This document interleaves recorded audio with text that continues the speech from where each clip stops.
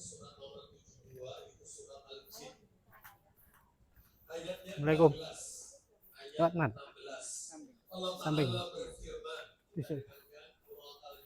Siap dibantu dibacakan percobaannya.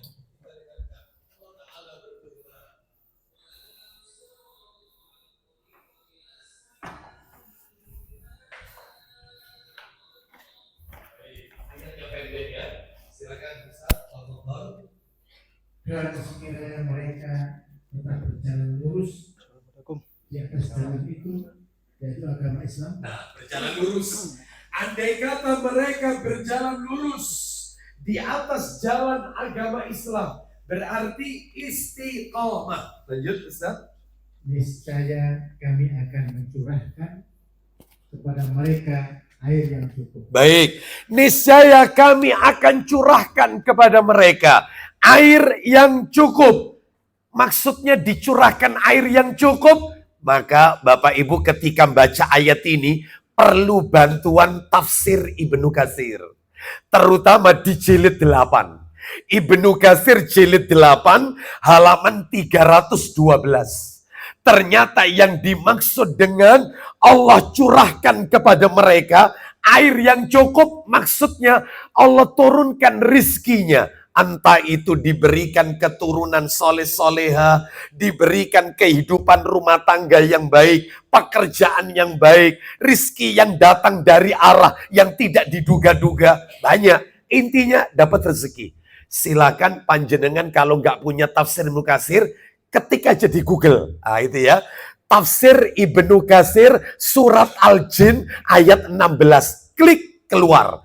Terutama cari ibnukatsir.com. Maka akan keluar di situ nanti keterangan yang dimaksud Allah curahkan kepada mereka air yang cukup, rizki yang melimpah ruah. Mudah-mudahan kita termasuk di dalamnya.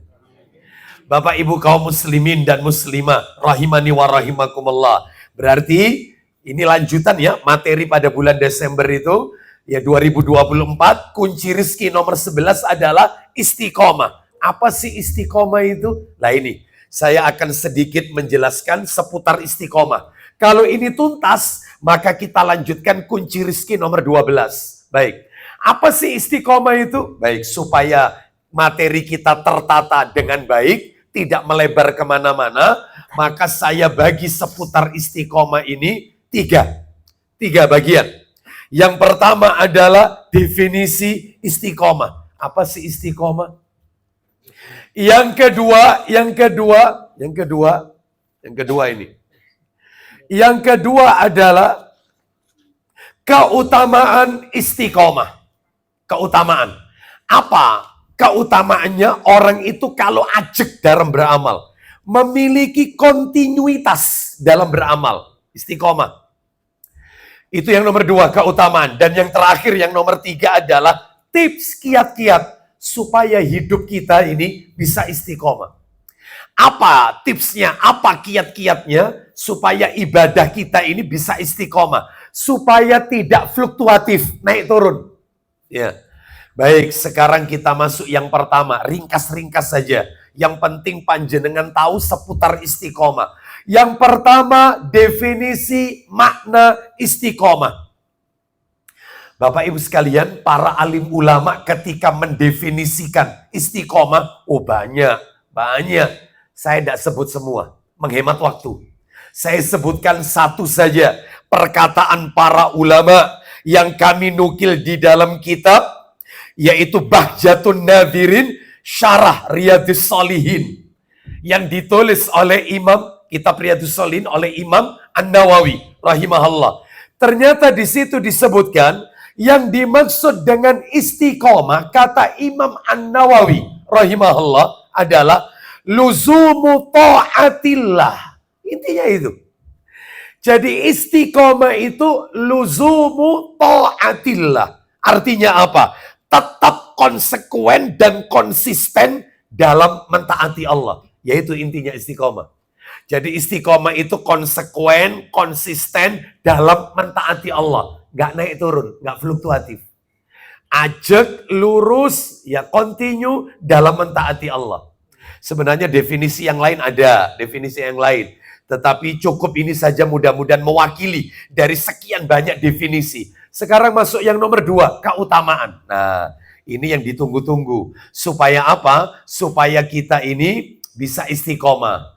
Jadi, apa sih utamanya, keutamaannya? Orang itu kalau istiqomah, banyak sebenarnya. Saya bacakan 2 saja. 2 saja ya. Mudah-mudahan mewakili nih, mudah-mudahan.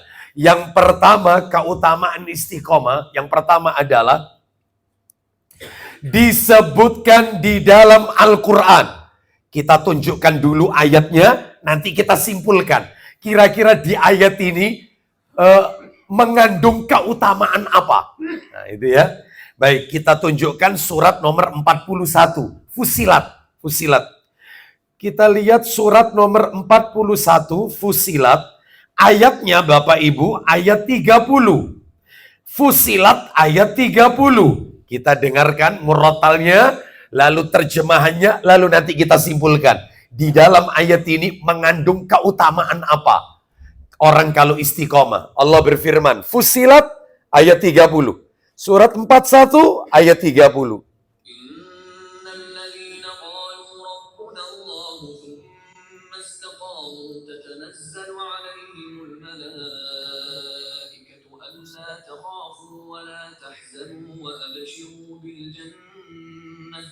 وأبشروا بالجنة التي كنتم توعدون.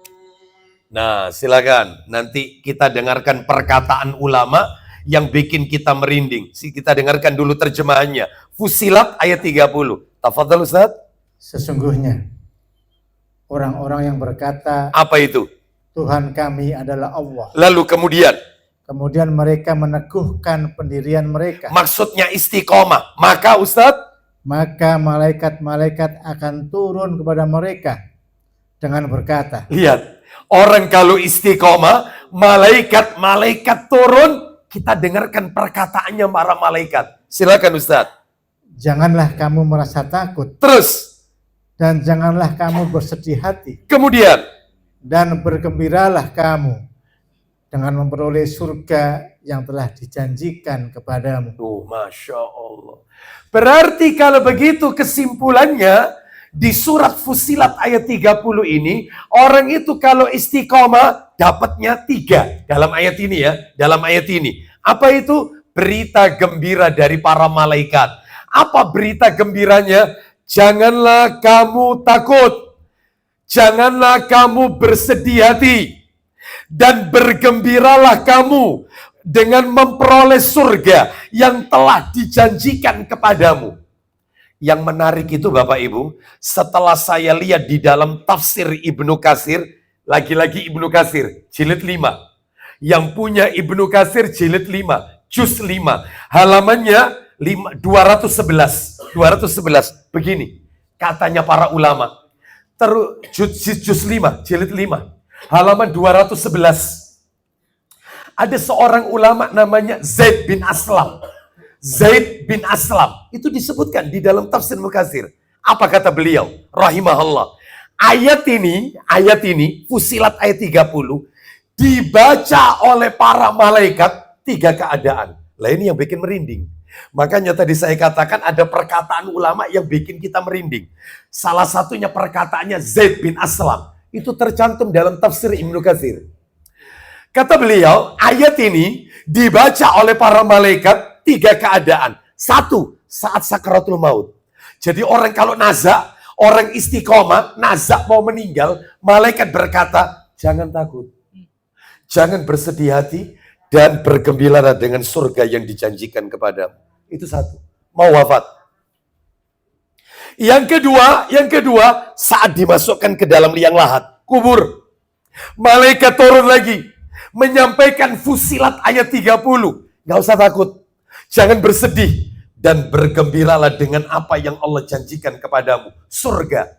Yang ketiga, saat nanti hari kiamat, yaumul hari berbangkit. Saat dia dibangkitkan dari kubur, maka malaikat turun mengatakan, gak usah takut, jangan bersedih, dan bergembiralah dengan apa yang sudah Allah janjikan kepada dirimu, yaitu surga. Orang kalau istiqomah, itu malaikat mengucapkan surat ini 3 keadaan.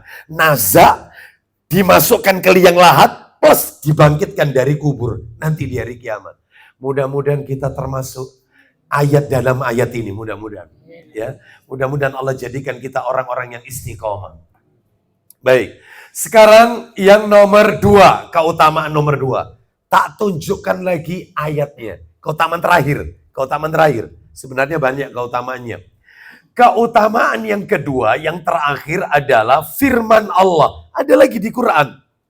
Suratnya surat nomor 46, Al-Ahqaf. Surat nomor 46. Ayatnya 13 dan 14. Nah ini. Ayat ini nggak kalah hebatnya. Surat nomor 46. Surat nomor 46 itu surat apa Bapak Ibu? Al-Ahqaf. Ayatnya 13 dan 14. Kita dengarkan. Allah Ta'ala berfirman. Mohon maaf Ibu-Ibu, kecepatan saya. Enggak kan? Enggak ya? Baik. Kalau nanti lewat, maka didengarkan saja. Ya, diperhatikan saja. Allah berfirman, Al-Ahqaf ayat 13, 14.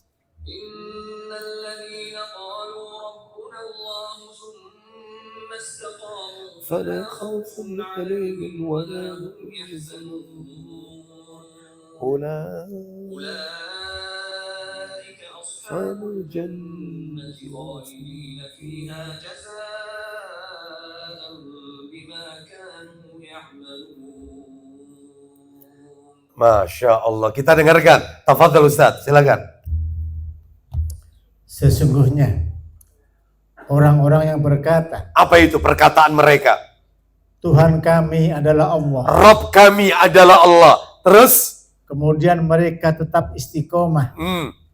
Tidak ada rasa khawatir pada mereka. Dan mereka tidak pula bersedih hati. Ayat 14-nya Ustaz, janjinya Allah. Mereka yang istiqomah. Silakan Ustaz. Mereka itulah para penghuni surga. Allahu Akbar. Terus? Kekal di dalamnya sebagai balasan atas apa yang telah mereka kerjakan. Mudah-mudahan kita termasuk dalam ayat ini.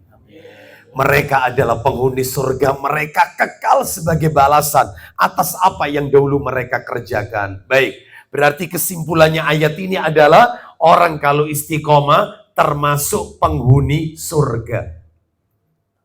Bapak Ibu sekalian, tak tambahi satu lagi deh. Saya senang yang ganjil soalnya. Ya, 3. Tapi bukan Quran. Hadis Nabi. Minta tolong Ustadz, Sahih Targhibnya jilid 1. Sahih Targhib wa Tarhib jilid 1. Jilid 1. Nah itu, yang paling pojok itu. Ya, baik. Sahih Targhib wa Tarhib. Nomornya Bapak Ibu sekalian, nomor 321. Sahih Targhib wa Tarhib. Nomornya 321. Kita dengarkan.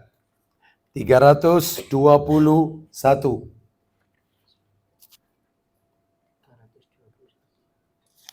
Nah, ya.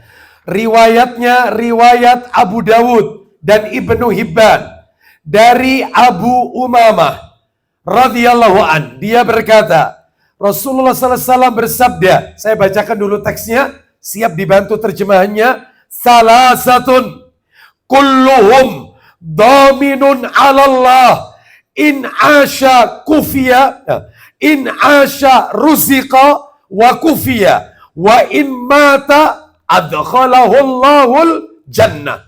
Oh enak teman ini 3 orang ini. Jaminannya 3 orang ini. Kita dengarkan. Silakan Ustaz. Dari Abu Umamah radhiyallahu an. Dari Abu Umamah radhiyallahu an, ya, bahwa Rasulullah sallallahu alaihi wasallam bersabda. Isinya kita dengarkan. Ada 3 orang yang semuanya dijamin oleh Allah. 3 orang dijamin. Apa jaminannya Ustaz? Silakan. Jika hidup. Orangnya kalau hidup maka dia diberi rezeki dan diberi kecukupan. Masya Allah. 3 orang. Kalau orangnya hidup, dicukupi rizkinya dan diberi kecukupan. Kalau meninggal Ustaz orangnya, lanjut. Dan jika mati, Lanjut. maka Allah memasukkannya ke dalam surga. Enak teman ini sudah. Hidup rizki dicukupi, nggak usah takut miskin. Mati masuk surga. Hanya 3 orang. Hanya 3 orang. Siapa ini 3 orang ini? 1, kita dengarkan. Silakan Ustaz. Orang yang masuk rumahnya, lalu dia mengucapkan salam. Nah, yang pertama orang yang masuk rumah. Man dakhala baitahu fasallama fahuwa dhaminun 'ala Allah. Jadi orang yang masuk rumah mengucapkan salam. Ustaz, sudah ada belnya mengucapkan assalamualaikum. Maka bukan belnya ini, bukan. Ya, orangnya juga harus mengucapkan salam. Ya, seperti itu. Ustaz punya burung beonya mengucapkan salam. Assalamualaikum, assalamualaikum. Apa perlu dijawab waalaikumsalam? Tidak perlu. Karena burung beo tidak terkena beban syariat, tidak perlu dijawab waalaikumsalam. Ya, seperti itu. Jadi orangnya yang mengucapkan salam. Ya, ini penting sekali. Kalau ada orangnya, kalau tidak ada orangnya, beda lagi salamnya. Kalau ada orangnya, assalamualaikum. Tapi kalau tidak ada orangnya, rumah kosong misalnya, atau Anda masuk kamar hotel yang di situ tidak ada penghuni sebelumnya, ayo masuk rumah kosong lah. Maka Anda ucapannya bukan assalamualaikum, assalamu alaina wa ala ibadillahis salihin. Seperti kita kalau baca pada saat tasyahud. Nah, assalamu alaina wa ala ibadillahis salihin. Itu kalau tidak ada penghuni. Tapi kalau ada penghuninya, assalamualaikum. Lanjut Ustadz, teruskan. Silakan. Orang yang keluar ke masjid. Nah, maka dia berada dalam jaminan tanggungan Allah. Waman kharaja ilal masjid. Barang siapa yang keluar dari rumahnya menuju masjid, sholat berjamaah, tolabul ilmi. Nah, itu ya. Makanya ini menunjukkan tentang keutamaan orang kalau melangkahkan kaki ke masjid. Melangkahkan kaki ke masjid. Maka dia dalam jaminan Allah. Rizkinya dicukupi kalau mati masuk surga. Yang terakhir, waman kharaja fi sabilillahi fahuwa dhaminun 'ala Allah. Silakan Ustaz. Dan orang yang berangkat di jalan Allah, maka dia dijamin oleh Allah. Maksudnya berangkat di jalan Allah, berperang, membela agama Allah Azza wa Jalla, jihad fisabilillah. Baik, kita lanjutkan. Berarti kesimpulannya orang itu kalau istiqomah, maka dia yaitu mendapatkan jaminan surga. Ya, mendapatkan jaminan surga, dilapangkan rizkinya, ya. Dilapangkan rizkinya, termasuk mendapatkan kabar gembira dari para malaikat-malaikatnya Allah Azza wa Jalla. Baik. Kabar gembiranya diucapkan di 3 keadaan. Saat sakaratul maut, saat diletakkan dalam kubur, dan saat dibangkitkan kelak di hari kiamat. Baik, sekarang kita masuk nomor 3, seputar istiqomah. Nomor 3, tips kiat-kiat agar istiqomah. Tapi sebelum saya menyampaikan tips kiat-kiat agar bisa istiqomah, maka saya ingin sedikit aja menukil perkataan sebagian orang di luar sana. Ada orang itu di luar sana, Bapak Ibu, di luar sana, bukan di sini. Dia mengatakan begini, Bapak Ibu sekalian, kita ini harus menjadi orang yang hari ini lebih baik daripada kemarin.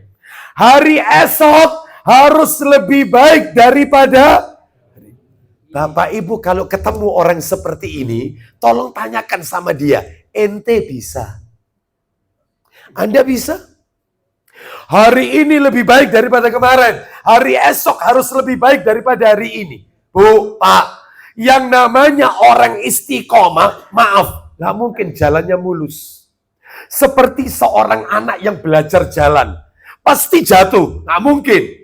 Begitu juga istiqomah. Jadi jangan dibayangkan istiqomah ini kudu lempeng, ajak, gak iso turun. Gak mungkin, mustahil. Manusia kadang-kadang futur. Tahu futur? Males ibadah, bosan taklim, ya terus kemudian bosan baca Quran, males ke masjid, dan seterusnya. Manusia, wajar.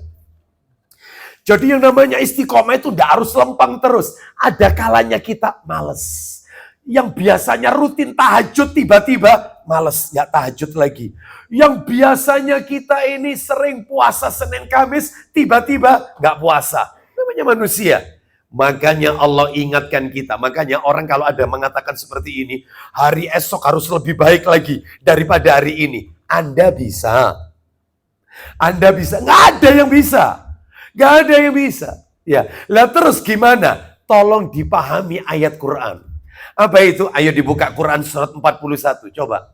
Kita lihat ini. Surat 41 Fusilat ayat 6. Ayat 6. Ternyata Allah sudah memberitahukan kita. Orang itu istiqomah. Kalau istiqomah nggak mungkin bisa lempeng lurus. Pasti satu saat dia terjatuh ke bawah. Nggak bisa, continue nggak bisa. Surat 46, 41 Fusilat ayatnya 6. Ayatnya 6 kita dengarkan. Allah Ta'ala berfirman. Fusilat ayat 6. Ana basyarum mislukum yuha إلي أنما إلهكم إله واحد فاستقيموا إليه واستغفروه.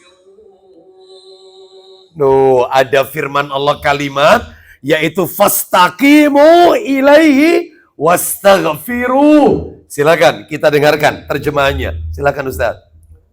Katakanlah Muhammad, Iya. aku ini hanyalah seorang manusia seperti kamu. Terus Yang diwahyukan kepadaku bahwasanya bahwa Tuhan kamu adalah Tuhan yang Maha Esa. baik, poinnya Ustaz, poinnya silakan. Karena itu tetaplah kamu beribadah kepadanya Nah, terus dan mohonlah ampunan kepadanya. berarti perhatikan, itu terjemahan yang benar begini, terjemahan yang benar. Maka tetaplah istiqomah pada jalan lurus menuju kepadanya dan mohonlah ampun kepadanya. Terus kaitannya apa Ustadz dengan yang Ustadz tadi sampaikan? Nih, tak sampaikan perkataannya Ibnu Rajab Al-Hambali. Ibnu Rajab Al-Hambali rahimahullah, beliau mengatakan ayat ini menjelaskan kepada kita bahwasannya seringkali ada kekurangan dalam istiqomah. Ya. Yang menutupi kekurangan ini adalah istighfar, minta ampun. Makanya tadi ayatnya kita dengarkan, setelah Allah perintahkan kita istiqomah, baru saja, maka mintalah ampun. Berarti yang namanya istiqomah tidak mungkin mulus. Kadang bosen, kadang males, ya, drop, ibarat HP, lowbat, ya, seperti itu.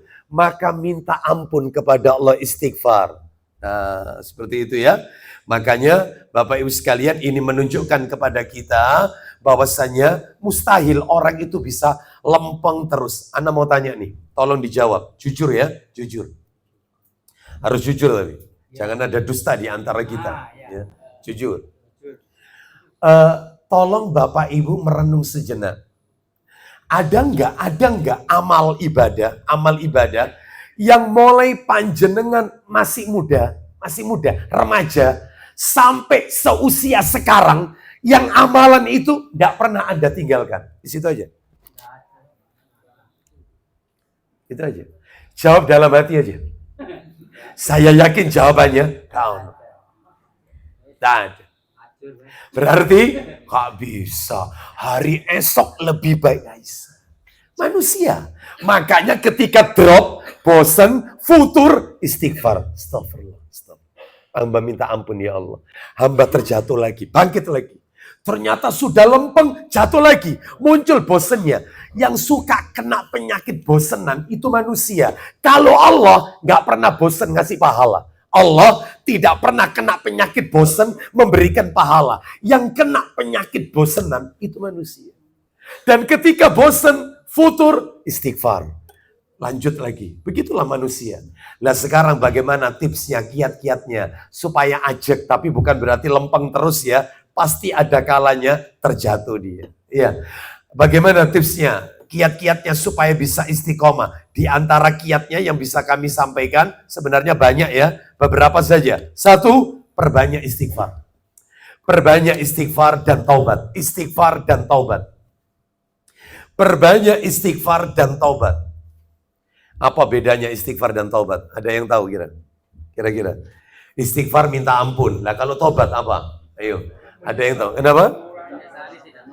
Menyesali tidak mengulangi lagi. Itu tips bertobat. Kiat-kiat, yaitu adab kalau bertobat.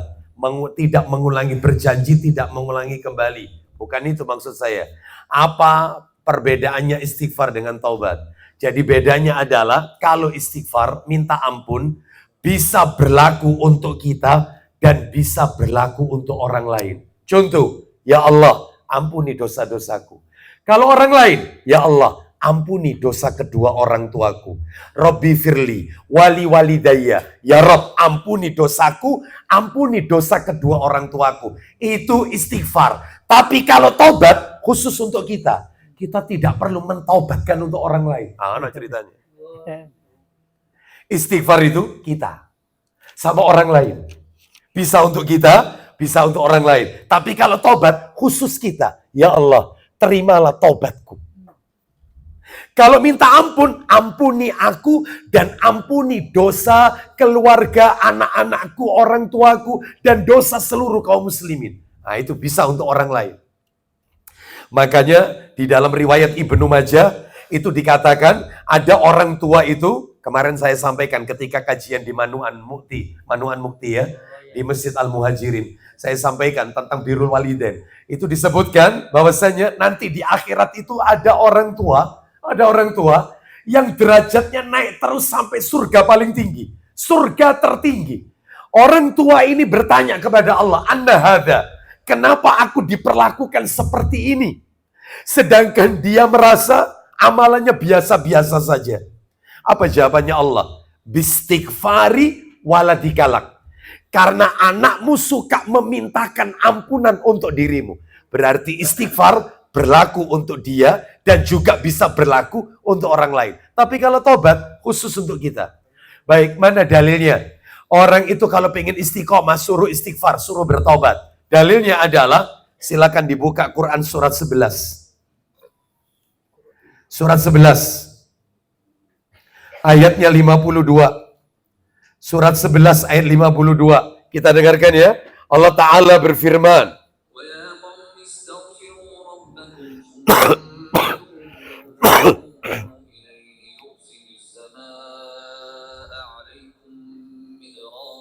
Poinnya. Alaikum midrara wa yazidkum quwwatan. Ya, silakan Ustaz, terjemahnya. Surat 11 ayat 52. Hud ayat 52. Hud 52. Silakan. Dan Hud berkata. Apa kata Nabi Hud kepada kaumnya? Silakan. Wahai kaumku. Lanjut. Mohonlah ampunan kepada Tuhanmu. Istighfar, terus. Lalu bertobatlah kepadanya. Lanjut, niscaya. Niscaya dia menurunkan hujan yang sangat deras. Terus kemudian. Dia akan menambahkan kekuatan di atas kekuatanmu. Pak, Bu, orang itu kadang-kadang kalau beribadah kan suka drop. Maka kalau drop ibarat HP lowbat. Kalau sudah lowbat maka perlu dicas. Makanya dalam ayat ini, yaitu orang itu kalau istighfar dan taubat, Allah akan ngasih kekuatan sehingga ada energi baru untuk bisa istiqomah. Nah, seperti itu. Makanya butuh istighfar, butuh taubat kepada Allah. Maka Allah akan memberikan kekuatan kepada kita untuk bisa ajak lagi melakukan ibadah. Terus Ustaz lanjut. Dan janganlah kamu berpaling menjadi orang yang berdosa. Baik, itu nomor 1 ya tipsnya. Yang nomor 2, cari teman yang soleh. Cari teman yang soleh. Pilihlah teman yang soleh. Harus selektif mencari teman. Salah mencari teman, jangan harap bisa istiqomah. Karena teman itu bawa pengaruh. Apa kata Nabi? Dan ini sudah sering kali saya sampaikan ya. Riwayat Abu Dawud. Apa kata Nabi? Ar-rajulu ala dini khalili. Falyandur ahadukum man yukhalil. agama seseorang itu mengikuti agama temannya. Maka lihatlah dengan siapa dia berteman. Teman itu bawa pengaruh. Ya, makanya bertemanlah dengan orang soleh. Karena kalau berteman dengan orang soleh, diibaratkan oleh Nabi seperti berteman dengan penjual minyak wangi. Kalau berteman dengan orang yang tidak soleh, diibaratkan seperti berteman dengan tukang pandai besi. Kalau berteman dengan penjual minyak wangi, kemungkinannya 3. Apa kemungkinannya? 1, dia beli parfum itu, dipakai ke badannya. Bajunya wangi. Kemungkinan kedua, dia tidak beli, tapi dikasih testernya. Yang ini yang baru mas, yang ini yang kalem mas, yang ini agak strong mas. Wangi gratis. Padahal nggak beli, tetap wangi. Opsi ketiga, nggak beli, nggak dikasih tester. Duduk tok di toko si penjual minyak wangi, kena bau harumnya. Tetap wangi. Wong gak adus lu wangi.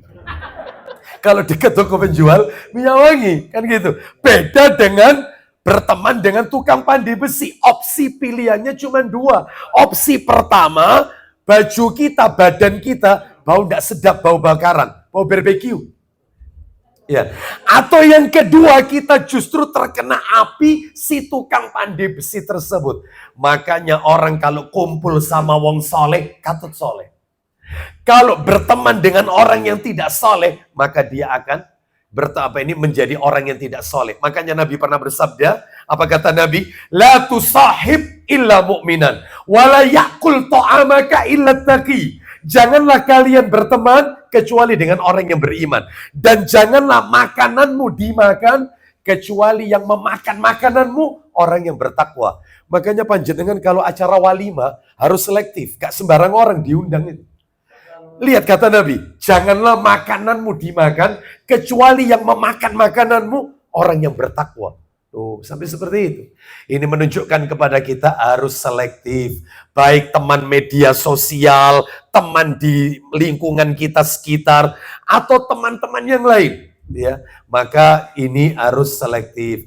Teman-teman yang tidak ada manfaatnya, ikut grup yang isinya itu tidak menambah iman kita. Bahkan justru di dalamnya kata-kata kotor, jorok, suka ngirim stiker yang horor-horor. Ya, Anda left sajalah, left. Percuma. Maka kalau Anda keluar dari pertemanan dengan mereka, Allah akan pilihkan Anda teman-teman yang soleh. Konco-konco manarul ilmi, ini soleh semua. Ya, olahraga bareng. Nah ini, mudah-mudahan bukan hanya pertemanan di tempat ini, tapi sampai di surga Allah Azza wa Jalla. Nah, itu. Ya, baik. Itu yang tentunya kita harapkan. Ya, baik. Sekarang nomor 3. Ya, nomor 3, tips nomor 3 supaya ajek ya, supaya istiqomah. Selain istighfar dan taubat, selain mencari teman yang soleh, yang ketiga banyak berdoa. Banyak berdoa. Doanya gimana? Oh, insya Allah panjenengan hafal kok. Saya yakin hafal doa-doa supaya kita istiqomah. Di antaranya, tak kasih bocoran. Di antara doanya, Rabbana la tuzigh qulubana ba'da id hadaitana wa hab lana min ladunka rahmah innaka antal wahhab. Ya, yang intinya adalah ya Rabb kami, janganlah Engkau jadikan hati kami condong kepada kesesatan setelah Engkau beri hidayah kepada kami. Orang itu yang nggak dapat hidayah. Bapak Ibu mohon maaf, apa kurangnya Abu Jahal? Apa kurangnya Abu Lahab? Tiap hari lihat Nabi, ketemu Nabi. Mereka hidup saat Jibril turun menyampaikan wahyu. Bayangkan, mereka hidup Rasul pada waktu itu masih hidup. Setiap hari lihat raut wajah Nabi. Anda nggak tahu. Anda nggak tahu raut wajah Nabi. Abu Lahab, Abu Jahal tahu. Tiap hari ketemu. Tapi sayang beribu sayang. Hidayah tidak masuk dalam hatinya. Sehingga mereka mati dalam kekafiran. Termasuk paman Nabi yang lain. Abu Thalib. Hitungan detik tetap nggak mau baca syahadat. Nggak mau baca kalimat tauhid la ilaha illallah. Sehingga matinya kafir. Lo coba. Ini menunjukkan kepada kita. Ayo banyak berdoa. Supaya diberi keistiqomahan. Ajak termasuk doa ini.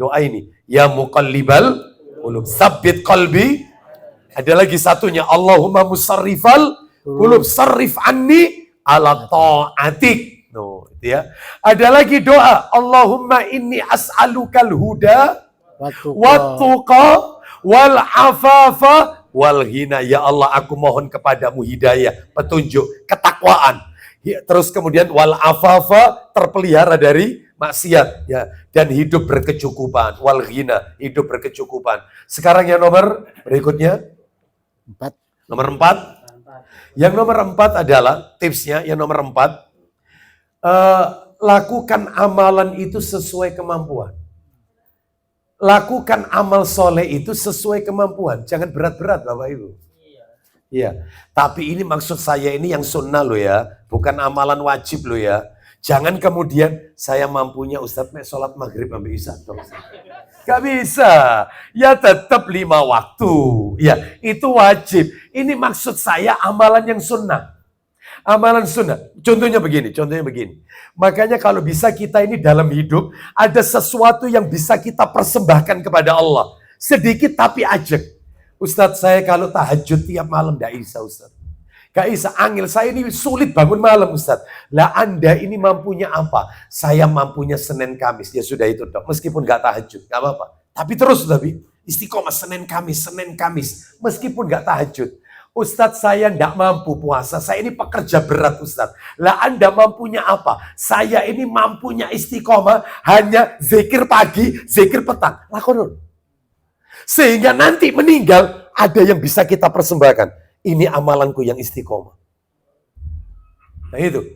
Silakan. Yang sunnah loh ini maksud saya, bukan yang wajib, yang sunnah. Saya zikir gak bisa Ustadz. Lah Anda mampunya apa? Insya Allah Ustadz, sodako Ustadz. Meskipun sedikit tapi ajak. Lakukan. Sodako. Ya.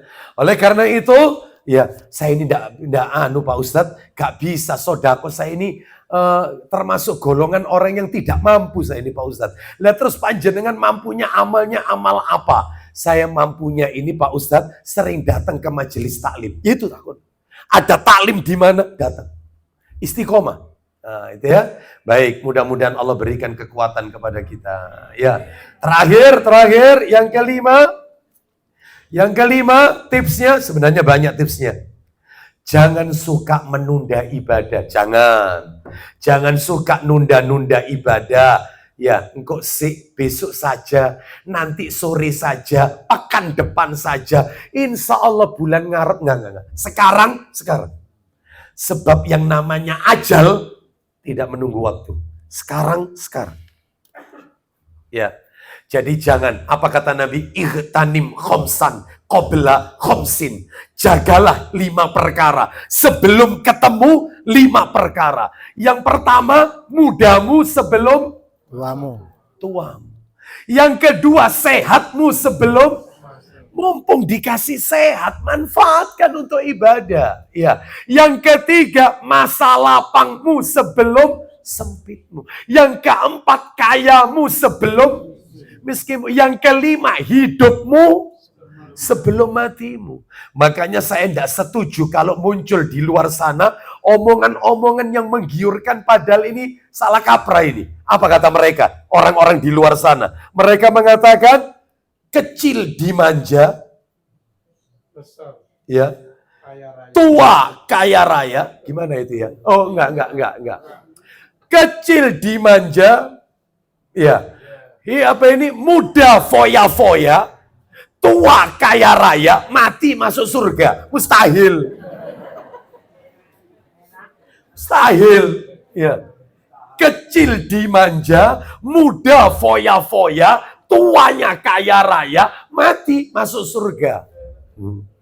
Yang namanya foya-foya itu identik negatif.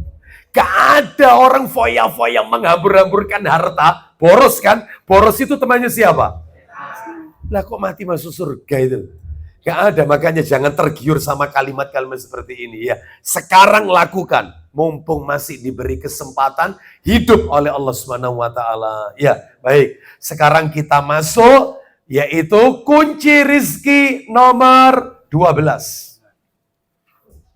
Kunci rezeki nomor 12. Ya. Apa yang ke-12? Yang nomor 12 adalah, nomor 12.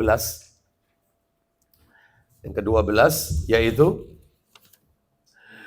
memberi nafkah kepada orang yang sepenuhnya menuntut ilmu syar'i. Ngasih nafkah orang yang menuntut ilmu syar'i. Ngasih nafkah. Orang yang menuntut ilmu syar'i, dia ngasih nafkah. Dalilnya di mana? Dalilnya disebutkan yaitu di dalam riwayat Ibnu Majah atau Tirmidzi. Tirmidzi saja. Tirmidzi ya. Saya bacakan aja. Jilidnya jilid 2. Jilid 2. Nomornya Bapak Ibu, nomor 2000, nomornya cantik, mudah diingat. Nomor 2345. 2345. Tirmidzi. Saya bacakan. Begini ceritanya. Dari 2345 Tirmidzi, Sunan Tirmidzi. Dari Anas bin Malik radhiyallahu an, dia berkata, di masa Rasulullah sallallahu alaihi wasallam ada 2 orang bersaudara, kakak adik. A kakaknya, B adiknya. Misalnya, salah seorang di antara mereka anggap si A kakaknya mendatangi Rasulullah sallallahu alaihi wasallam. Si kakak lapor wadul kepada Rasulullah, mengeluhkan tentang adiknya. Si kakak ini berkata, wahai Rasulullah, aku ini bekerja, sedangkan adikku ini nggak kerja. Adikku ini cuma ngikuti majelismu, wahai Rasulullah. Jadi dia nggak kerja, yang membiayai itu saya. Aku sih, anggap kalau bahasa pojokan, aku sing biayai dek nih. Ya, dia nggak kerja, malah taklim, dan seterusnya. Bapak Ibu tahu jawabannya Nabi Sallallahu Alaihi Wasallam. Nabi Sallallahu Alaihi Wasallam bersabda, la'allaka turzakun. Ya, mudah-mudahan kamu diberi rizki oleh Allah karena saudaramu tadi. Karena kau ngasih nafkah, memenuhi kebutuhannya, sedangkan saudaramu menuntut ilmu, berada di majelisku. Mudah-mudahan rizkimu diberi oleh Allah gara-gara perbuatan baikmu ini. Makanya Bapak Ibu sekalian, kalau ada anak muda semangat ibadah, mondok, ya, sedangkan ekonominya terbatas, biayai Bapak Ibu. Mudah-mudahan rezeki kita diganti oleh Allah SWT. Amin. Itu, ya. Maka kalau misalnya dia punya kemampuan, hafalannya kuat, sedangkan dia, mohon maaf ya, pondok sekarang kan tidak ada yang murah ya. Mahal-mahal, ya. Gak ada pondok murah sekarang, mahal-mahal. Baik, sedangkan dia terbentur biaya, maka Anda biayai, masuk pondok. Ya, apalkan Al-Quran, aku yang membiayai. Oh ini rezeki kita, maka akan dicukupi oleh Allah Subhanahu Wa Taala. Berarti kesimpulannya apa Ustadz? Nih tak simpulkan. Kesimpulannya Bapak Ibu, kesimpulannya dari amalan nomor 12 ini, ternyata di dalam Islam itu amalan itu ada 2 Bapak Ibu. Amalan itu ada 2 dalam Islam. Yang pertama ada yang namanya amalan qasir. Yang kedua amalan muta'addi. Amalan muta'addi. Apa itu Ustaz? Qasir, satunya muta'addi. Nah ini harus tahu. Yang namanya amalan qasir itu, nanti sebentar lagi Ustadz Samsul akan bacakan dalilnya. Saya belum mendengarkan beliau membaca, itu sudah merinding. Kenapa? Luar biasa isi hadisnya. Tak jelaskan dulu ini, 2 amalan. Amalan yang pertama disebut qasir, amalan kedua muta'addi. Apa itu amalan qasir? Amalan qasir adalah amalan yang manfaatnya untuk pelakunya sendiri. Amalan yang ganjarannya, manfaatnya untuk orangnya sendiri. Contohnya Ustadz, amalan qasir, sholat, di PDW pahalai. Bukan untuk orang lain, orang sholat. Ya, sholat, puasa, itu ya. Itu termasuk iktikaf, baca Quran, pahalai diambil sendiri. Itu namanya qasir. Lah yang menarik itu nomor 2. Ya, amalan muta'addi. Apa itu muta'addi? Amalan yang manfaatnya untuk orang lain. Ya, jadi dia melakukan tapi nilai manfaatnya untuk orang lain. Contohnya apa? Contohnya adalah misalnya zakat, menunaikan hajat orang lain, menolong orang yang terzolimi, termasuk tadi menyekolahkan anak yatim, ngasih biaya mereka yang ada di pondok-pondok pesantren. Lah itu masuk amalan muta'addi yang nilai manfaatnya untuk orang lain. Dia dapat pahala dan dia juga orang itu juga bermanfaat untuk orang lain. Itu muta'addi. Sekarang tak tunjukkan dalilnya. Oh ini. Coba Ustadz Samsul Sahih Targhib wa Tarhib jilidnya jilid 5. Jilidnya jilid 5. Jilid 5. Gila. Jilid 5. 5. Ah itu betul. Nah, nomornya 2000. Ya. Nomornya nomor 2623. 2623 nomornya. Nah ini ketemu. Ya, dari Abdullah bin Umar. Oh, Masya Allah hadis ini. Kita dengarkan. Silakan langsung dibaca Ustadz Samsul. Tafadhol. Nomor 2623. Sahih Targhib wa Tarhib. Biasanya sama jamaah disingkat apa itu? STWT. Ya, Sahih Targhib nomor 2623. Silakan Ustadz, silakan.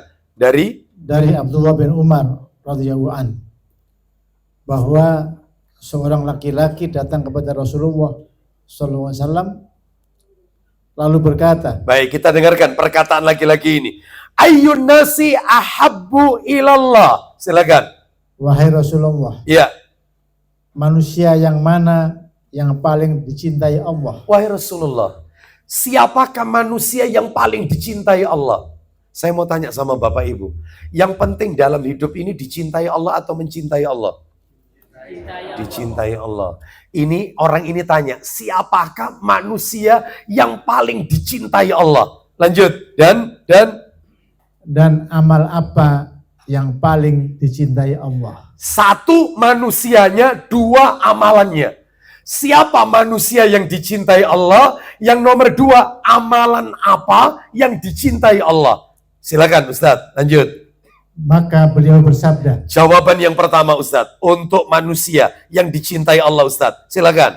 Manusia yang paling dicintai Allah adalah. Siapa itu Ustadz? Yang paling berguna bagi manusia dan amal yang paling dicintai Allah adalah. Yang? Kamu memasukkan kebahagiaan kepada seorang muslim. Stop.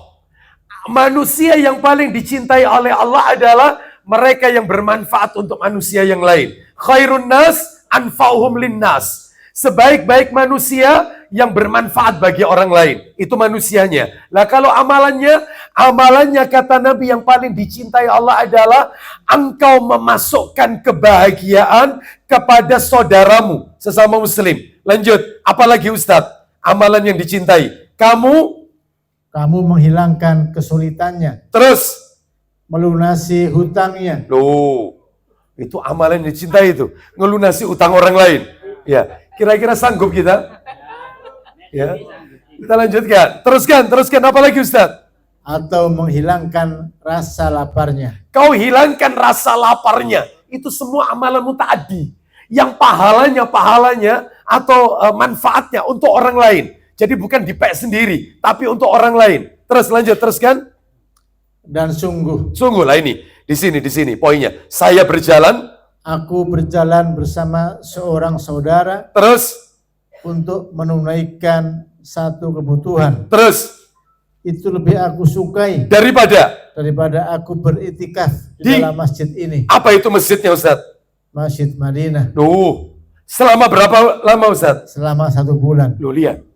Kata Nabi, aku menunaikan hajat saudaraku, keinginan saudaraku tak penuhi, itu lebih aku sukai daripada aku itikaf di Masjid Nabawi saulan. Makanya Bapak Ibu, kalau panjenengan diundang orang hari Senin, pas panjenengan puasa Senin Kamis, batalkan. Penuhi hajatnya. Batalkan. Karena kita memenuhi hajat saudara kita, menggembirakan mereka. Karena makanannya kita makan, kita cicipin. Kita batalkan Senin Kamis kita. Itu kata Nabi, lebih aku sukai ketimbang iktikaf. Ini bukan di masjid. Bukan sembarangan ini. Iktikaf di Masjid Nabawi 1 bulan. Wih. Terus lanjut Ustaz, silakan. Dan barang siapa Ya. yang menahan amarah, Terus. padahal kalau ia mau untuk melangsungkannya, Ya. tentu ia bisa. Terus. Maka. Niscaya Allah memenuhi batinnya Terus. pada hari kiamat Ya. dengan keridhaan. Maka akan diridhai oleh Allah Azza wa Jalla. Orang yang suka menahan amarah. Orang yang suka menahan amarah mendapatkan ridho dari Allah Subhanahu wa taala. Padahal dia mampu meluapkan, tapi ditahan.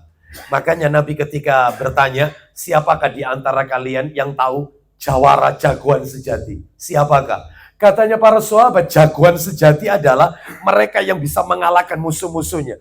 Bukan. Jawara, jagoan sejati adalah mereka yang mampu meredam amarah saat dia mampu untuk meluapkannya. Makanya kalau ada laki-laki badan keker gede, ya suka ngamuan, duduk jawara. Bukan jagoan. Tapi badan kurus, kena angin ke kanan, miring ke kanan. Kena angin ke kiri, saking kurusnya orang, gak ngamuan. Digoda istrinya, sabar, gak ngamuan. Maka yang seperti ini jawara yang sesungguhnya. Jagoan. Ya, seperti itu. Di jalan diganggu orang. Ya, mobil kita dipotong orang jalan kita. Sehingga kita melakukan pengereman mendadak. Hampir kita celaka. Ya, gak usah marah. Gak usah marah. Oh, mungkin dia lagi buru-buru. Gak usah kemudian, oh setan. Oh, berarti duduk jawara. Jawara sejati adalah sabar, gak marah. Bisa kira-kira? Ya, Masya Allah. Ya, itu. Makanya saya kalau lihat driver-driver di mana di Saudi itu, Mekah, Madinah, itu kan taksi itu nggak ada yang jelek. Ya, bagus-bagus. Saya pernah naik taksi, taksinya Camry. Camry ini mulus. Begitu di lampu merah, biasa orang sana kan mungkin kesusu atau apa, spionnya kena, pecah ini. Pecah mobil ini. Itu kaca dibuka, yang sana yang nabrak, yang memecahkan dibuka juga. Assalamualaikum, waalaikumsalam, maafi syekh labas. Enak. Assalamualaikum, waalaikumsalam. Lah ini tak coba waktu di Panjang Jiwo. Saya lupa handrem, lupa. Lah ini jalan melorot kena belakang. Astagfirullah ya Allah. Tak handrem. Saya keluar, dia keluar. Saya mengucapkan Assalamualaikum. Apa kata? Apa Assalamualaikum? Assalamualaikum. Dalam hati mah gak bisa diterapkan. Gak bisa ini ya. Mohon maaf Bapak, mohon maaf. Ayo kita selesaikan, kita minggir aja. Kasihan yang lain Pak. Kita mendolimi, kita merapat aja. Kita lihat nanti, kita cek ini. Ya, minggir. Waduh. Begitu merapat sudah, gimana Pak? Silakan dicek. Barangkali ada ini Pak, kartu nama saya. Bapak pilih bengkel di mana saya berani tanggung jawab. Silakan dicek. Cek sama dia. Nggak ada apa-apa ini. Itu. Ya sudah, terima kasih Pak ya. Mohon maaf saya. Assalamualaikum. Lain kali jangan diulang. Nggak dijawab. Waalaikumsalam. Gak bisa. Kok enak gitu loh di Saudi itu. Assalamualaikum. Waalaikumsalam. Males. Gak apa-apa. Jalan. Enak gitu. Di sini gak iso mendelik gini sudah ya. Mestinya itu diterapkan ya. Itu ya. Iya, itu. Ya, dipraktekkan. Ternyata tidak bisa di sini dipraktekkan. Lah itu tadi amalan apa? Namanya amalan muta'addi. Maka penuhi hajat saudara kita. Itu lebih disukai Nabi ketimbang iktikaf di Masjid Nabawi sebulan penuh. Oleh karena itu, maka ini menunjukkan kalau kita suka membantu orang, Allah akan memberikan bantuan kepada kita. Ya, sekarang yang nomor 13 terakhir. Nomor 13. Karena waktunya. Nomor 13. Amalan nomor 13. Amalan yang nomor 13, pembuka kunci-kunci rezeki. Yang ke-13 adalah menunaikan ibadah haji dan umrah. Menunaikan ibadah haji dan umrah. 13 ini. Menunaikan ibadah haji dan umrah. Mudah-mudahan panjenengan ditakdir oleh Allah Subhanahu wa taala. Iya. Kalau memang antrian terlalu panjang, sudah daftar, maka jangan ditarik kembali. Ya, biarkan saja jika ternyata qadarullah umur kita nggak sampai sebelum kita berangkat, innamal a'malu binniyat. Semua amal sudah tergantung niatnya. Seperti itu. Ustadz, mana yang tak dulukan? Haji dulu atau umroh dulu? Haji, itu yang wajib. Nanti daftar, yang penting dapat nomor porsi, entah berapa tahun berangkatnya. Insya Allah Allah akan berikan kemudian mendapatkan rezeki. Setelah itu umroh. Sambil ini tetap jalan, tahunnya haji. Anda umroh. Ya, maka seperti itu. Kalau enggak, jangan ditarik. Biarkan aja. Biarkan aja. Ya. Bahkan kalau kita dengar dari apa yang dikatakan oleh ustadz kita, Ustadz Dr. Erwandi, hafizahullah ta'ala, dalam channel YouTube ya, Bapak Ibu bisa lihat, nanti bisa dibuka YouTube-nya, Jamaah Haji Indonesia sudah tidak ada kewajiban haji lagi. Sudah. Tidak ada. Karena apa? Karena sudah nggak memungkinkan. Sudah. Nggak memungkinkan. Tahunnya tambah nambah. Apalagi kemarin kita dengar, yaitu porsi dikurangi lagi sama Saudi. Gara-gara korupsi dan seterusnya. Kurangi lagi, dipotong. Wah, tambah panjang. Sehingga sudah tidak ada kewajiban haji lagi. Tak wajib. Iya. Silakan dibuka di YouTube kajian Ustadz Dr. Erwandi. Ya, hafizahullah ta'ala. Baik, wallahu a'lam bishawab. Tapi kalau punya kemampuan untuk umroh, ya. Umroh. Baik. Ustadz, nah kalau wanita tanpa mahram gimana Ustadz? Nah, ini ya. Maka kata para alim ulama bahwasannya haji pertama itu wajib. Haji pertama wajib. Umroh yang pertama kali itu wajib juga. Umroh yang pertama. Seumur hidup tidak pernah umroh. Baru kali ini umroh, itu wajib. Katanya ulama. Bagaimana? Lah ulama beda pendapat. Katanya Imam Syafi'i rahimahullah, mazhab Syafi'i ya. Kalau itu umrohnya wajib, tidak apa-apa wanita berangkat tanpa mahram. Kalau wajib. Tapi kalau sudah pernah umroh, sekarang umroh lagi, berarti sunnah. Maka tetap harus pakai mahram. Ini yang wajib toh. Yang wajib. Dia tidak pernah pergi haji. Tidak pernah berangkat. Sedangkan suami nggak ada, sudah meninggal. Ya apa? Boleh. Karena wajib.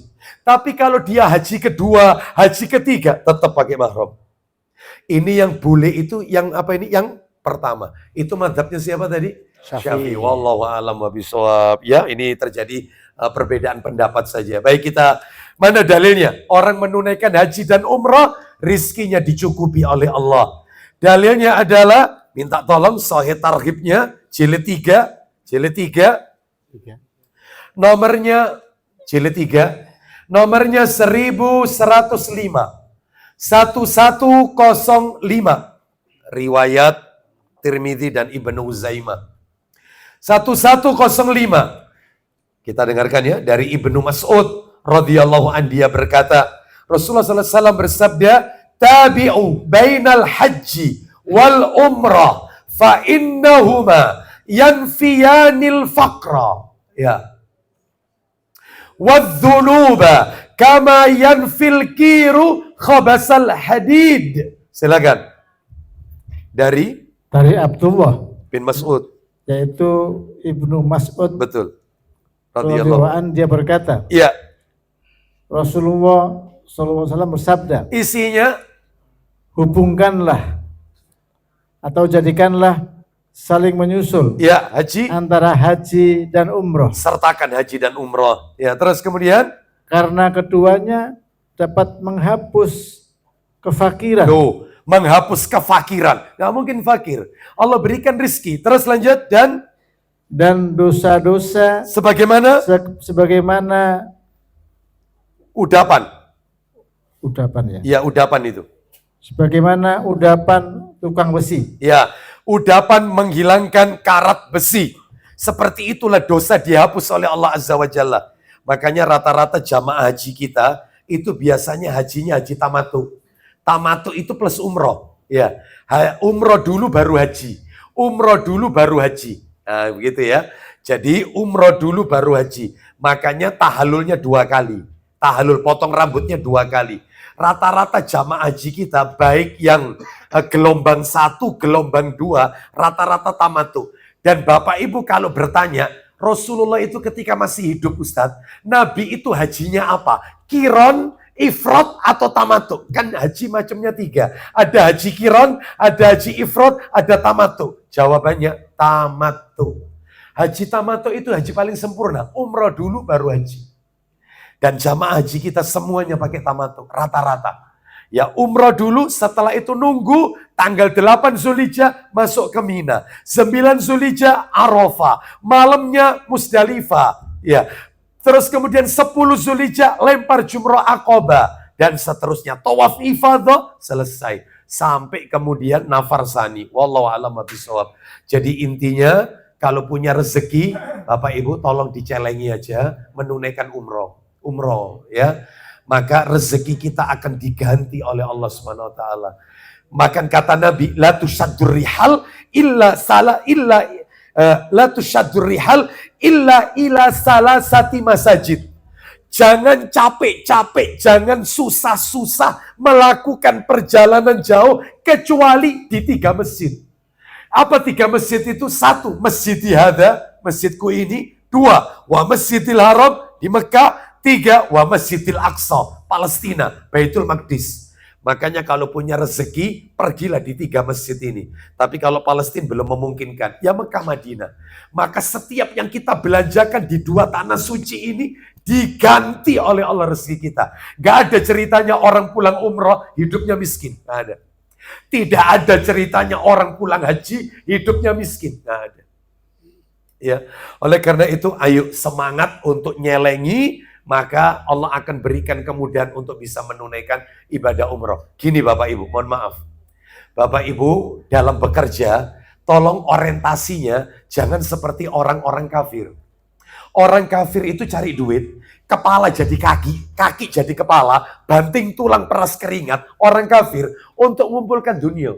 Numpuk dunia, kepingin beli villa, kepingin beli mobil, kepingin punya rumah mewah, perabotan lux mewah. Itu orang kafir, kita jangan. Kita kerja keras, tujuannya tanamkan, pengen umroh. Saya ini Ustadz mati-matian kerja ini Ustadz, kaki jadi kepala, kepala jadi kaki untuk menghajikan ibu saya. Keren. Saya kerja keras Ustadz, pengen duwe musola Ustadz. Meskipun kecil, celengan akhirat. Mantap. Itu. Bukan beli mas-masan, bukan. Maka orientasi kerja kita harus dirubah. Karena kita ini makhluk akhirat. Bapak Ibu bukan makhluk dunia. Dunia ini transit mampir. Yang namanya orang transit mampir, ya enggak usah berbetah-betah di situ. Harus kita tinggalkan. Segera menuju ke tempat yang kekal abadi, yaitu akhirat.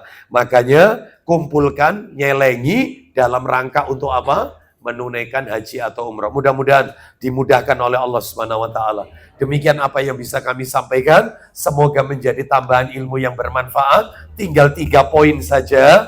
Insya Allah kita lanjutkan pada kesempatan yang akan datang. Karena 3 poin ini agak panjang penjelasannya. Sehingga khawatir nanti waktunya nggak cukup. Sampai di sini ada yang mau bertanya? Assalamualaikum, Tat. Waalaikumsalam warahmatullahi wabarakatuh. Silakan, Mbak.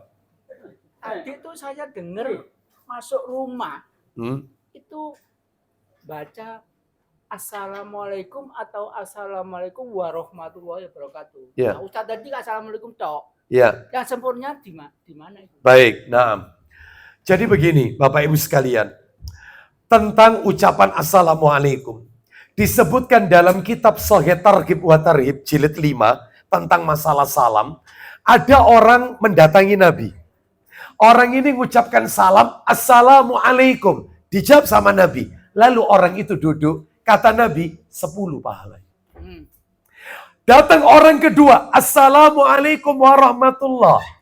Dijawab sama Nabi. Orang itu duduk, kata Nabi, Ishrin, 20. Datang orang ketiga, Assalamualaikum warahmatullahi wabarakatuh. Dijawab oleh Nabi. Orang itu duduk, kata Nabi, Salasun, 30. Jadi kalau kita masuk rumah, Assalamualaikum, maka ya dapat 10 pahala. Assalamualaikum warahmatullahi 20. Ustadz tak jawab lengkap. Assalamualaikum. Saya jawabnya waalaikumsalam warahmatullah. Orang itu oleh 10, kita dapat. Orang itu mengucapkan. Ayo Mas Khairul, Anda mengucapkan yang agak lengkap. Ya, sampai warahmatullah. Salam, silakan. Anda dapat 20, saya jawab waalaikumsalam warahmatullahi wabarakatuh. Saya 30. Ya dalam hal ini boleh masuk rumah assalamualaikum. Tapi kalau kepingin pahalanya dapat banyak, ya dijawab lengkap. Diucapkan lengkap. Assalamualaikum warahmatullahi wabarakatuh. Jawabannya jangan waalaikumsalam. Jawabannya itu ada dhamanya, ada tasdidnya, ada alif lamnya. Jadi jawabannya bukan waalaikumsalam. Jangan dimatikan. Nggak boleh. Waalaikumsalam warahmatullahi wabarakatuh. Yang lebih parah lagi, ada orang kelihatannya keren tapi salah kaprah. Assalamualaikum. Waalaikumsalam warahmah. Salah. Tidak menyebutkan nama Allah. Apa susahnya? Warahmatullah. Tullah. Allahnya sebut. Nah, ini salah kaprah. Yang lebih parah lagi, nulis surat askum rebeb. Ya, tahu askum rebab? Ya, assalamualaikum WRWB, rebab. Itu nggak boleh. Yang lebih ada lagi tanya, Ustadz, saya kalau ngirim WA itu yang benar assalamualaikum atau bismillah dulu? Bismillah dulu baru assalamualaikum atau assalamualaikum terus bismillah? Dibedakan. Tolong Bapak Ibu, tolong bedakan antara WA sama email. WA itu dialog. Piye kabari? Jawab kan? Alhamdulillah. Kamu gimana? Dialog. Dua arah. WA. Kalau email, surat. Bedanya adalah kalau dialog diawali dengan assalamualaikum. Kalau email karena surat, bismillah. Jadi tolong dibedakan. Seperti itu. Ustadz assalamualaikumnya di WA pakai stiker. Sering. Perlukah saya jawab waalaikumsalam? Iya, boleh dijawab 2. 1, Anda ketik stiker juga waalaikumsalam seret. Atau Anda jawab lisan. Waalaikumsalam warahmatullahi wabarakatuh. Setelah itu Anda jawab yang dia tanyakan. Jadi bisa dengan lisan, bisa dengan stiker tadi. Paham ya sampai di sini ya? Gitu Pak ya? Ada satu lagi tadi. Ya, apa? Tentang masalah assalam tadi. Ya. Saya akan mengucapkan assalamualaikum sempurna. Ya, warahmatullahi wabarakatuh. Ya, tapi tuan rumahnya yuk, ono kayak ustadz aja. Ya udah. Ya wajar lah. Nabi-nabi terdahulu itu ketika menyeru kebaikan dituding apa? Sok suci. Ya, itu betul. Ya, sok alim. Ya, koyok mari pertama kali melbu Islam wae. Ya, wajar. Gak usah diambil peduli. Apa kata Allah? Wa idza khatabahumul jahiluna qalu salama. Kalau kau diganggu orang, dilecehkan orang, diusilin orang, ucapkan salam, keselamatan. Gak usah ikut mangkel, gak apa-apa. Kon sok yai, sok suci, gak apa-apa. Gak usah diambil peduli. Ada lagi yang lain? Silakan. Tafadhol. Assalamualaikum warahmatullahi wabarakatuh. Ya. Kan tadi ada tentang harus disegerakan ya sembuh. Iya. Ada sunahnya sholat isya di akhir gimana? Nah, barakallahu fiik. Ada amalan-amalan itu di dalam Islam yang harus disegerakan. Ada. Nggak boleh nunggu waktu lama. Nggak boleh. Terutama yang amalan-amalan yang berbau akhirat. Contohnya yang harus disegerakan banyak. Kalau nggak salah ada 7 apa 8. Yang pertama merawat jenazah. Nggak boleh ditunda-tunda. Sekarang. Nomor 2 nutup utang. Segera, jangan ditunda. Nomor 3, tobat-tobat. Jangan ditunda tobat. Nomor 4, menikahkan anak perempuan. Jangan ditunda-tunda. Segerakan. Mumpung belum fitnahnya tambah besar. Yang nomor 5, yang harus segera mendatangi sholat. Mendatangi sholat, adzan. Segerakan. Jangan ditunda-tunda. Tetapi. Ada juga di dalam Islam, amalan itu yang boleh tidak disegerakan. Boleh diakhirkan. Contohnya, 1, Apabila sholat zuhur, matahari tepat di atas kepala. Jangan langsung sholat. Atau pada saat itu panasnya luar biasa. Karena kata Nabi itu uap api neraka. Maka tunggu agak reda. Jadi zuhurnya, bahkan Nabi pernah sholat zuhur saking panasnya. Kata Nabi ini uap neraka. Nabi pernah habis zuhur, tidak lama asar. Berarti diundur sama Nabi. Yang kedua, waktu Isya. Kata Nabi sebaik-baik sholat Isya itu diakhirkan. Bagaimana dengan yang kita lakukan tadi Ustadz berjamaah di kediaman Ustadz Samsul Ma'arif? Sah, gak apa-apa. Tapi kalau panjenengan ingin mau mengakhirkan, gak apa-apa juga. Karena memang diperbolehkan. Jadi ada 2 waktu sholat yang waktunya boleh diakhirkan. Zuhur, kemarau panjang, panas ya. Yang kedua, Isya. Tapi jangan sampai keluar waktu Isya. Isya itu kapan berakhirnya Ustadz? Pertengahan malam. Jam pira Ustadz? Pertengahan malam. Gampang. Anda kalau ngitung pertengahan malam, pertanda masuknya waktu maghrib, pertanda masuknya waktu malam, itu maghrib. Pertanda masuknya waktu pagi, subuh. Maghrib ke subuh berapa jam? Maghrib 5:30, anggap 5:30. Subuh jam 4:30, anggap supaya enak hitungnya. 4:30. Berarti 5:30 ke 5:30, 11 jam. Bagi 2. Berarti 5 jam setengah. Berarti kalau gitu 5:30 sore ke 6:30, 1. 7:30, 8:30, 9, 10:30 malam, 10:30. Terakhir itu tengah-tengah. Sisanya paruh kedua sampai subuh. Berarti di atas 10:30 entek Isya. Tapi tiap minggu, tiap pekan berubah-ubah jamnya. Ada enggak maghrib hampir jam 6? Pernah enggak? Pernah. Ya tinggal dibagi 2 saja. Jadi Mas, yang antum sampaikan sah, sahih. Memang ada, yaitu amalan di dalam Islam yang tidak disegerakan. Boleh diundurkan, terutama 2 waktu sholat. Yaitu zuhur saat panas, terik. Dan yang kedua, Isya. Sah. Boleh. Hah? Tidak ikut berjamaah. Nah, laki-laki ya tetap ke masjid. Berarti sholat sendiri. Iya. Makanya mana yang lebih utama Ustadz? Kita mendatangi sholat Isya berjamaah di masjid ataukah sholat sendiri nanti diakhirkan? Maka tentunya yang lebih utama berjamaah di masjid. Syukur-syukur kalau masjidnya, maaf. Adzannya on time Isya 6:30, jam 7 kurang pokoknya. On time, tapi tidak sholat dulu. Engkau aja boleh 6:30. Komatnya. Lo boleh. Boleh seperti ini. Komatnya nanti. Boleh enggak yang kayak gini? Boleh. Jadi adzannya on time, sholatnya ngikuti hadis Nabi, diakhirkan. Kalau masjidnya mau. Sepakat takmir masjid nggak apa-apa. Ya, nah, seperti itu ya. Wallahu a'lam bisa gitu Mas ya. Baik, ada lagi? Terakhir, ibu-ibu nggak ada ya? Baik, insya Allah sudah capek semua Bu yang ngantuk ya. Baik, kita tutup dengan kafaratul majelis. Semoga Allah Ta'ala meridhoi amal ibadah kita.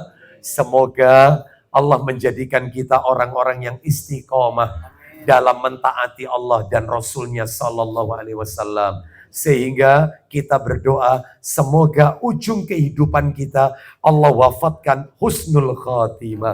Semoga Allah mencatat kita semua sebagai penduduk surganya Allah Azza wa Jalla kelak di hari kiamat.